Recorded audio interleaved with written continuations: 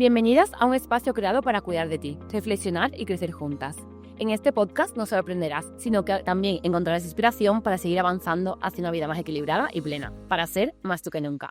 Hola a todos y todas y muchas gracias por darle al play un día más. Estamos aquí con Carolina. Carolina, ¿qué tal? ¿Cómo estás? Aquí muy bien, muchas gracias por invitarme. No, muchas gracias a ti por aceptar la invitación. Me gustaría que te presentaras para quien no te conozca, que sepas quién eres, cuál es tu empresa y un poco de qué vamos a hablar en este podcast. Bueno, como bien dijiste, yo soy Carolina, soy argentina, pero vivo en España ya hace unos 18 años. Soy la fundadora de Flow Training. Flow Training se fundó hace 13 años en Playa de San Juan de Alicante, aunque actualmente ahora vivo en Sevilla, en la zona de Andalucía. Y la verdad que estoy encantada de seguir desarrollando este proyecto, que bueno, ya te iré contando un poquito más de qué trata. Genial, genial. Y también deciros que estamos aquí en Supermercados Más, como sabéis, es el patrocinador de este podcast y tienen productos frescos de temporada. Además son andaluces, en este caso como yo, porque tú muy andaluza no eres, ¿verdad? No, pero bueno, me encanta Andalucía. Sí, la verdad que Andalucía, bueno, podemos decir muchas cosas muy bonitas de Andalucía. Sí. A mí me encanta mi tierra, la verdad, te soy sincera.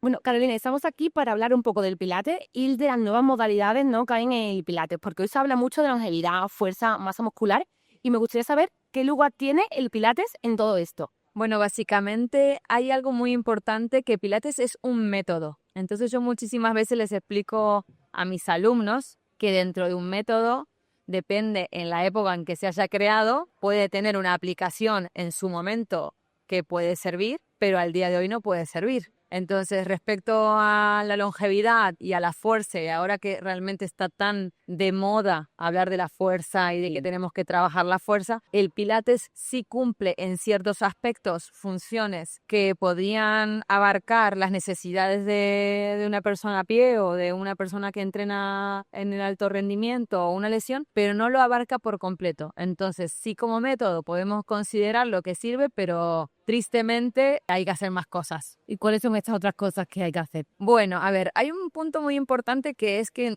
los métodos en sí tienen nombres. Por ejemplo, podemos tener el CrossFit, podemos tener, ahora que está de moda, el Hyrox, después tenemos el Functional Training, después tenemos ciertos deportes que podemos hablar, no sé, del taekwondo, podemos hablar de la danza, del ballet clásico. Todos esos métodos tienen un común denominador, que es el movimiento, ¿sí? Y el movimiento va a través de la fuerza.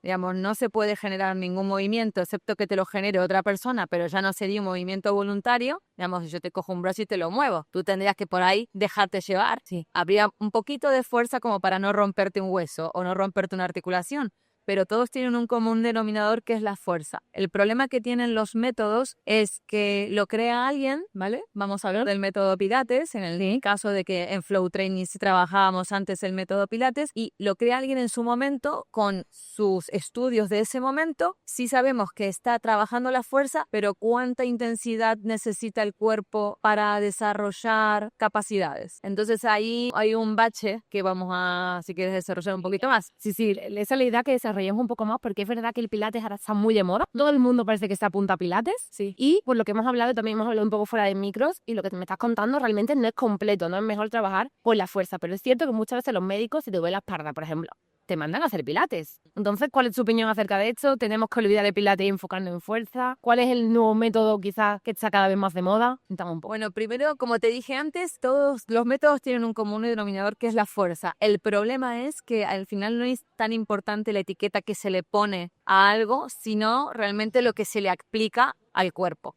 ¿A qué me refiero con esto? Yo tengo un montón de articulaciones que se mueven en muchas direcciones, que eso lo dirige la masa muscular. Y la masa muscular lo que tiene que hacer es contraerse de una manera adecuada para que funcione el cuerpo. En el método Pilates, por ejemplo, hay como dos líneas: la línea ortodoxa, que trabaja en ciertas posiciones y se repiten una serie de ejercicios, vamos a decir, de la A a la Z, y son siempre así. Y después tenemos el Pilates contemporáneo, que es una, entre comillas digo, evolución, que aplica supuestamente una biomecánica al cuerpo y hace ciertos ejercicios que son del Pilates ortodoxo y otros que son ejercicios que han ido innovando. Ahí hay también ciertos baches de cuántos movimientos tengo que hacer de la columna, cuántos movimientos tengo que hacer de la cadera, cuántos movimientos tengo que hacer de la rodilla. Y los médicos, es verdad que es una actividad de bajo impacto articular y que trabaja muchísimo la postura y fortalece mucho los músculos de la columna, pero no significa que un dolor de espalda provenga específicamente de la musculatura debilitada del abdomen. Puede ser que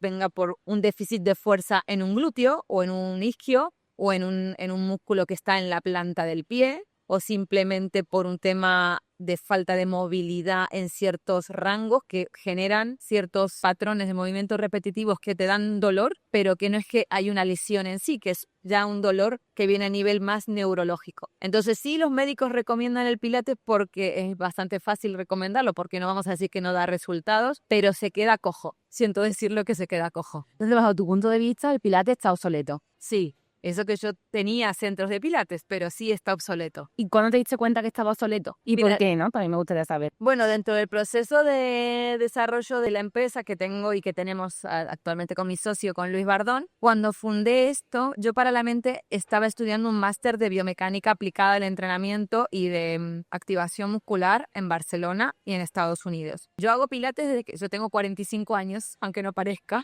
De los 40, ¿eh? Muchas gracias. Yo empecé con 19 años a hacer pilates, entonces llevo muchísimos años metida en el mundo de la actividad física. Cuando llegué a vivir a España, dejé mi carrera de educación física porque, bueno, en esas circunstancias prefería hacer pilates y era bailarina. Me fui a vivir a México y empecé a montar centros por Latinoamérica. Cuando llego a vivir a España, empecé a darme cuenta de que faltaba algo y me faltaba a mí conocimientos, porque cuando tú estudias un método, estudias el método, claro, aparte de método tendrás que saber lo que estás moviendo, ¿no? Entonces me metí en Barcelona y empecé a estudiar, estuve 4 años y me preparé a un nivel muy alto con los mejores. ¿Qué ocurrió? Que ahí empecé a rediseñar los entrenamientos en base a la ciencia, de qué necesidades tiene cada articulación, qué fuerza hay que aplicarle, qué deberíamos hacer en cada caso, y fui mutando lo que creé en su momento. Bueno, pasito a pasito, que al día de hoy actualmente trabajamos fuerza con bajo impacto articular en máquinas de pilates.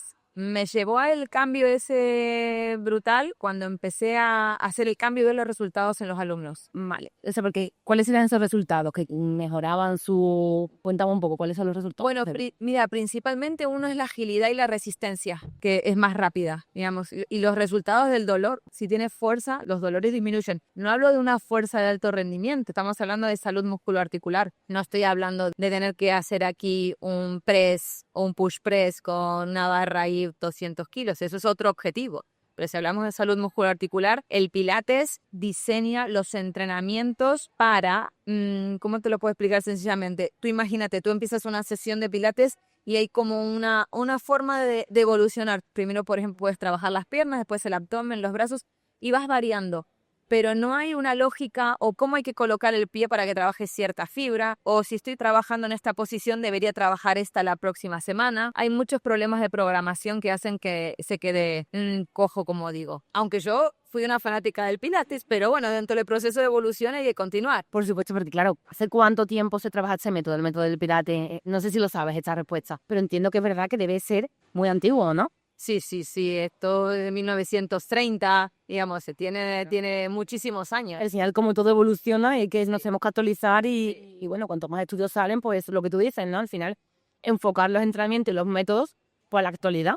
Así que en ese sentido, muy bien. Pero, ¿qué pasa con las marcas que siguen ofreciendo solo Pilates sin evolucionar? Bueno, yo creo que ahí hay diferentes aspectos. Yo acabo de regresar, por ejemplo, de Miami, me gusta viajar mucho y voy a entrenar a los mejores centros del mundo. Hace 2 años estuvimos por Inglaterra. Creo que hay diferentes problemas. Creo que el primero es quién funda la empresa y quién lleva la empresa. ¿Son especialistas en el ejercicio o son meros inversores que, bueno, se fían de un equipo y ese equipo, ¿quién lo gestiona? ¿Quién está ahí dirigiendo lo que está pasando en la actualidad? Entonces, si yo soy un puro inversor que pongo un dinero y te contrato a ti como entrenadora, tú haces tu curso, te contrato a ti, pero ¿quién supervisa eso? Entonces, ahí tenemos un problema. Hay una moda brutal con lo que es la actividad física, entonces hay muchísima gente que invierte dinero en montar centros, pero ¿quién lo dirige? ¿Quién lo monta? ¿Quién lo supervisa? ¿Quién planifica? Y eso puede ser uno de los inconvenientes que puede llegar a haber en el método. Y nosotros como consumidores, ¿cómo podríamos saber cuándo? Porque claro, entiendo que al final lo que vende muchas veces es el nombre Pilates, ¿no? El que luego el entrenador, lo que tú digas, está más o menos actualizado, no sé. ¿Cómo sabemos nosotros como consumidores de Pilates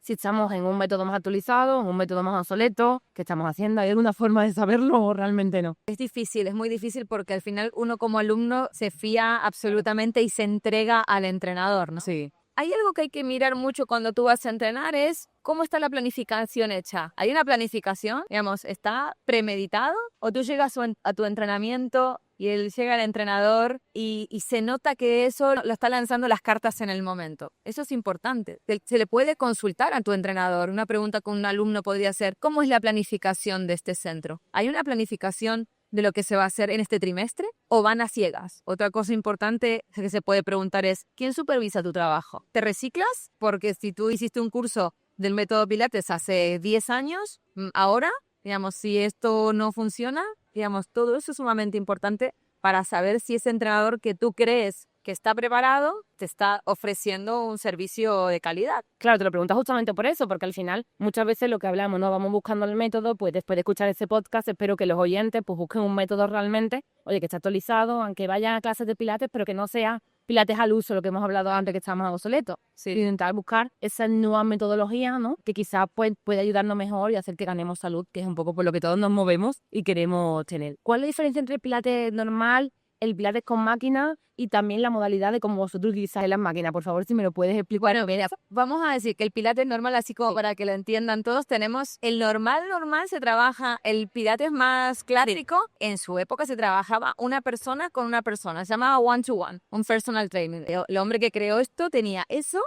Y después tenía grandes grupos, se trabajaba en el suelo, en pilates mat, en el suelo. Y después tenían diferentes máquinas, que hay 4 muy conocidas, que el alumno va pasando de una máquina a la otra y tiene un circuito de entrenamiento. Eso ha ido evolucionando como todas las industrias y ha ido masificando. Ahora se trabajan en grupos. En general, en lo que es el pilates contemporáneo, vamos a pasar como al otro grupo, son entre 3 a 10 máquinas, ¿vale? Se suele trabajar con un reformer o en pilates suelo, ¿vale? ¿Qué es un reformer, perdón? Es la máquina que se utiliza en el pilates. El reformer es una máquina que tiene como un carro deslizante con un sistema de resistencia con muelles con diferentes colores, o pueden tener no solo colores, diferentes resistencias que lo que te hacen es aplicar mayor o menor carga a tu sistema musculoarticular. Vale. Y después estamos, digo nosotros, porque aquí en España realmente no hay este formato que nosotros trabajamos, que es trabajar fuerza sobre máquinas de pilates. Nosotros utilizamos la herramienta de la máquina, ¿vale? Que se llama Reformer y Tower, que es otra más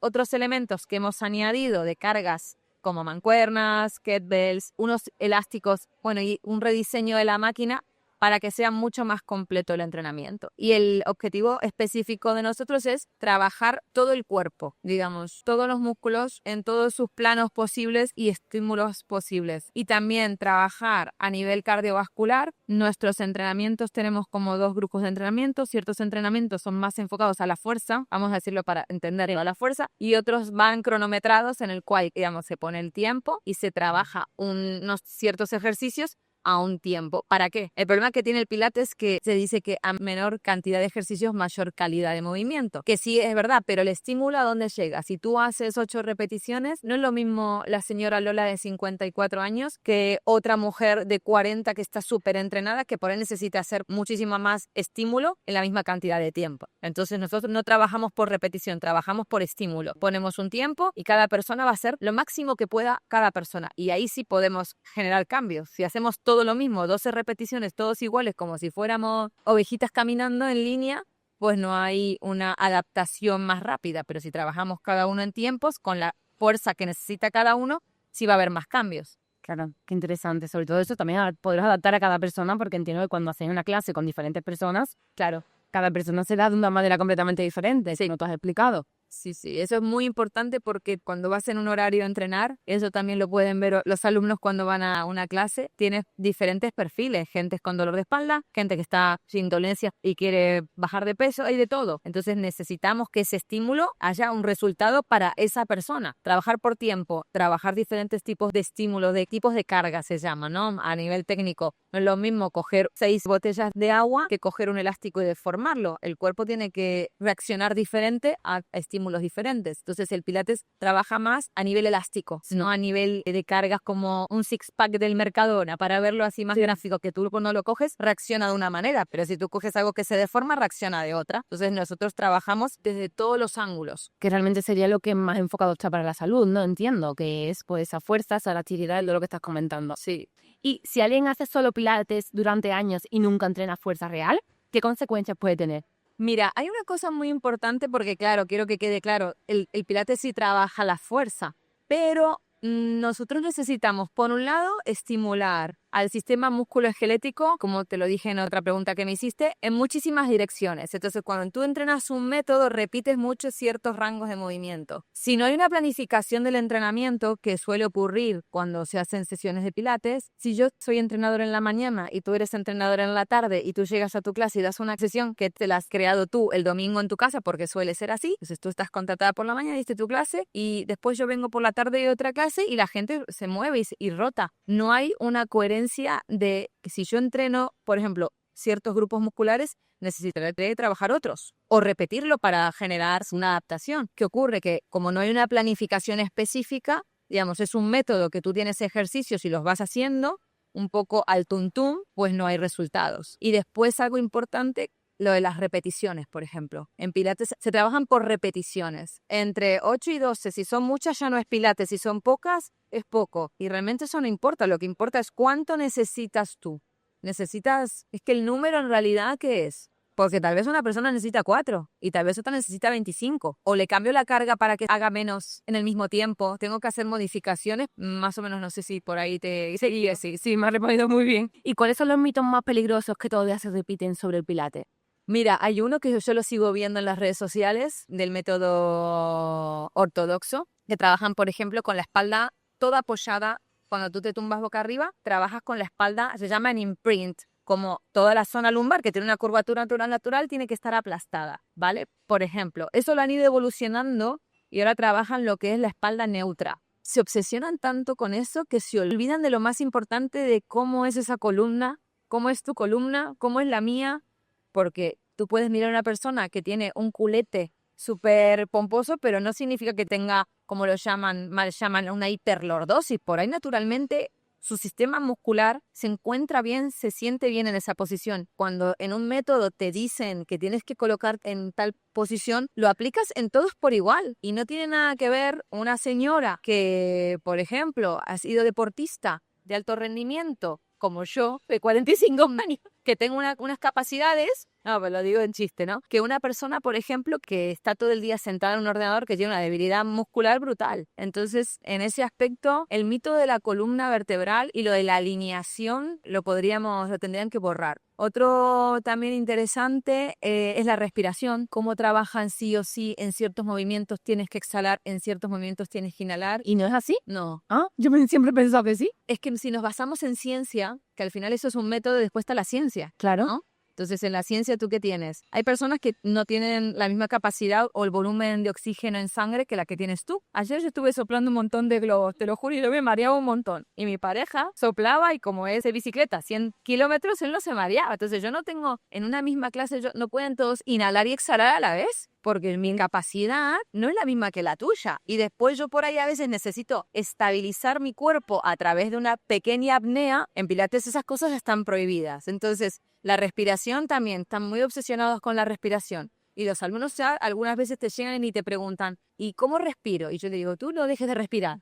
Que es lo importante, ¿Qué es lo ¿no? importante? Deja que tu cuerpo, tú puedes estabilizar en algún momento, le puedes enseñar a estabilizar tu cuerpo a través de la respiración, pero no tiene que ser causa-efecto. Si no respiras así, está mal. Vale. Y tengo una más. Sí, voy a traer ahí, por favor, cuéntamela. Hay una obsesión brutal con los hombros. Todos los profesores de Pilates, la gran mayoría, los hombros lejos de las orejas. Los hombros lejos de las orejas. Hay personas que no pueden colocarse en esa posición porque estructuralmente no es así. Hay estructuras que las observas y tienen muy cerca los hombros, cerca de las orejas, pero eso no significa que haya tensión en la cervical. Entonces, a esos 3 puntos sí yo creo que los tendríamos que borrar del mercado actual. Vale. La verdad que me ha parecido muy interesante lo que me acabas de comentar y también te quiero preguntar si hay algún entrenador, entrenadora de pilates que nos está escuchando ahora mismo, ¿vale? Que quiere, pues, oye, modernizarse, actualizarse, ¿qué recomendaciones le darías? Yo la principal, que para aplicar fuerzas en un cuerpo, tienes que estudiar no un método, sino que estudiar la ciencia. Estudiar algún máster interesante de biomecánica aplicada al ejercicio. Entender cómo funciona el cuerpo, porque lo demás viene. Si tú entiendes realmente cómo funciona el cuerpo, cómo se contrae una fibra, en qué posición tiene que estar una articulación, qué ocurre a nivel fisiológico, qué adaptaciones puedo realizar, lo más importante son las bases de la ciencia. Después lo puedes aplicar en lo que sea. el fútbol, después tienes que aprender la técnica de movimiento, que es otra cosa, ¿no? Por supuesto que si tú eres gimnasta tendrás que saber dónde colocar la mano para hacer un pino, pero si tú sabes que esa fuerza viene desde arriba hacia abajo porque es gravitacional, vas a colocarte de una forma, pero si tu fuerza viene de derecha a izquierda, tendrás que colocar tu cuerpo de tal manera. Si quieres trabajar una fibra específica, tendrás que colocar la mancuerna en una posición. Entonces es mejor entender la base de la ciencia que el método. Si yo recomendaría a muchísima gente que se obsesiona en estudiar métodos, en que se obsesione en estudiar en cómo funciona el cuerpo.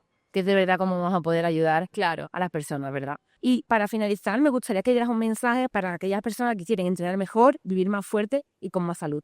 Wow, vaya pregunta. A ver, creo que igualmente el tema de la salud hay muchísimos pilares que hay que aplicarse, pero hay uno que yo siempre digo que es este color que es el gris. No podemos estar siempre súper bien ni podemos estar siempre mal. Tenemos que encontrar un equilibrio. Hay mucha sobreinformación actualmente, entonces puedes encontrar por todos lados lo que quieras y que necesites. Ahora al día le preguntas lo que te pasa y te da una respuesta más o menos. Pero el equilibrio para mí es uno muy, muy importante, es con quién te juntas, porque somos espejo, entonces yo no puedo tener una pareja que no haga ejercicio, por ejemplo, necesito una pareja a mi lado que me empuje, que me levante y se va a entrenar y digo, me voy a ir a entrenar, ¿no? O que nos sentemos en la noche y ponga el vaso de agua y digo, bueno, yo no me voy a coger la cervecita que es miércoles, vamos a esperar hasta el sábado. Para mí eso, pero tampoco estar ahí, porque estar al máximo no se puede. Dormir muy bien, encontrar un lugar para entrenar, que realmente observes que los entrenadores están involucrados de verdad con lo que te pasa, porque a veces son un número. Tú vas a veces a ciertos centros deportivos y vas a perder el tiempo. Y por supuesto, una adecuada nutrición, que se lo sabrás tú, ¿no? Sí, de nutrición yo controlo un poquito. Y te quería preguntar, porque claro, creo que son 13 centros, ¿no? Por toda España. Pues sí. Cuéntame un poco cómo nació el Flow Training, cómo pueden ser los centros. Mira, Flow Training nació en Playa de San Juan, en Alicante. Yo llegué a vivir después de estar ahí en muchos países de Latinoamérica. Me fui muy jovencita a vivir a México, estuve en Ecuador, Venezuela, Colombia. Montaba centros de pilates en su momento para empresas. Me vine a vivir aquí, trabajé para una empresa que quiero mucho, que se llama Arena Alicante, que está en Alicante. Emprendí mi primer estudio y me vine a vivir a Ayamonte, donde ahora es donde vivo actualmente, y monté el segundo centro. Y como funcionaron rápidamente, empezamos a montar más y ya empezamos con el proyecto de expansión y ahora ya tenemos franquicias y el centro número 3 es la central de franquicias que la tenemos en Gines, en Sevilla, y en Sevilla ya tenemos 6 centros, en Dos Hermanas, en Utrera, en Los Remedios, en Alcalá de Guadaira y en La Guaira, y el que tenemos en Gines es el sexto. Después estamos en Extremadura, ya en Cáceres y en Villanueva de la Serena, tenemos en Faro, Portugal, en Lepe y Ayamonte, creo que no me olvido ninguno más. ¿Vale? Bueno, algunos, la que tenéis repartidos por diferentes zonas. Sí, bien, qué bien. Y muy importante lo que te hablaba de la planificación, que en Flow Training sí, las sesiones las diseñamos nosotros en la central. Los entrenadores no diseñan las sesiones. Nosotros le damos las sesiones, las tenemos alojadas en una plataforma online, planificamos lo que se va a hacer previamente, damos una formación de cada mes de lo que se va a implantar ese mes. Ellos tienen un grupo con el equipo técnico que es el que supervisa qué está ocurriendo y el feedback de los alumnos de mira, este ejercicio ha pasado esto. Entonces ahí vamos retroalimentando, también escuchando lo que les gusta, lo que da más resultados y después supervisamos a nivel técnico que eso se mantenga y se sostenga y demos un servicio de calidad, porque replicarse no es fácil. Entonces sí tenemos un formato muy organizado de lo que te comenté, porque si lo critico lo tengo que hacer muy bien, ¿no? Entonces sí, en Flow Training trabajamos de tal forma de que, digamos, desde las centrales, desde el corazón, llevamos al equipo y lo vamos acompañando. No van solos. Qué bien, la verdad. Bueno, Carolina, para acabar, siempre me gusta acabar con un reto. Entonces, ¿qué reto le pondrías esta semana a nuestros oyentes? Mira, yo estuve pensando que sería muy interesante, tú tienes 7 días de reto, ¿no? O puede ser un reto sencillo. Puede ser lo que tú quieras, ¿vale? Lo puedes extender al mes entero. Vale, no quieras. Básicamente yo le propondría a todos los oyentes y a la gente que se dedica a entrenar que observen muy bien cómo se mueve. Por ejemplo, si entreno CrossFit, hay muchos movimientos que son súper repetitivos. Que no digo que sean malos, ni el CrossFit es malo, digamos, es una técnica más. Pero cuando empezamos a repetir ciertos patrones de movimiento, nos olvidamos que otras partes del cuerpo necesitan atención. Y eso a la larga genera una lesión. Entonces, observar qué tipo de entrenamiento estoy haciendo y qué necesitaría complementar a ese entrenamiento para tener mejor rendimiento en el que me gusta. Vale, por ejemplo, una persona de a pie lo mismo, si está haciendo pilates, que observe su entrenamiento. que observe que si realmente termina la clase y no le pasa nada es porque si sabe a poco, sí, ¿no? Si sabe a poco, algo está pasando. Entonces necesitamos sentir un estímulo. No estoy hablando de unas súper agujetas, no puedo caminar. Estoy hablando de que termino mi entrenamiento y tengo que notar un cambio. Vale. Eso lo recomendaría, que observen eso. Eso sería un buen reto. Vale. Y después que hablen con su entrenador y le pregunten, ¿qué me estás haciendo? Eso también es importante. Karina, me ha encantado entrevistarte, me ha encantado este golpe sobre la mesa de decir, oye, el pilates se queda obsoleto en muchos aspectos. Así que muchísimas gracias por aceptar que te entrevistara y por estar aquí conmigo. Gracias a ti.